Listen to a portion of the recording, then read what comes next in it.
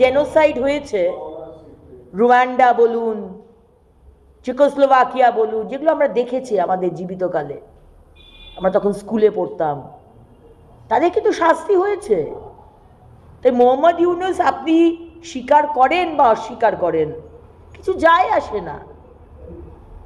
কারণ সংখ্যালঘুদের, বাংলাদেশের সংখ্যালঘুর উপর অত্যাচার হয়েছে। শুধু সংখ্যালঘু নয়, বেশি করে হিন্দুদের ওপর, হিন্দু মা বোনেদের ধর্ষণ হয়েছে, হিন্দু ভাইদেরকে খুন করা হয়েছে, চাকরি থেকে বরখাস্ত করে দেওয়া হয়েছে, হিন্দু মাস্টারমশাইদের মানে হেকেল করে, অপমান করে স্কুল থেকে, কলেজ থেকে তাড়িয়ে দেওয়া হয়েছে ধাক্কা মেরে। আমরা দেখেছি সেই ভিডিও।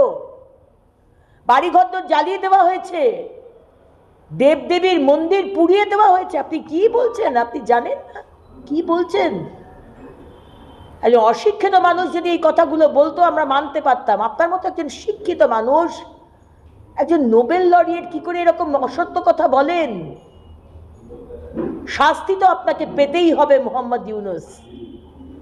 মানুষকে খুন করবেন রাজনীতি করার জন্য, আপনার সিংহাসনে থাকার জন্য, রাজত্ব করার জন্য, দুর্বল মানুষদের, হিন্দুদেরকে মারধর করবেন, খুন করবেন, এ তো আমরা বরদাস্ত করব না, কেউ বরদাস্ত করবে না। ভারতবর্ষ বরদাস্ত করবে না, আমেরিকা বরদাস্ত করবে না, যে কোনো সভ্য দেশ বরদাস্ত করবে না। তাই জন্য ইউনাইটেড নেশনস আছে। আপনার তো হচ্ছে, আপনি অপেক্ষা করুন।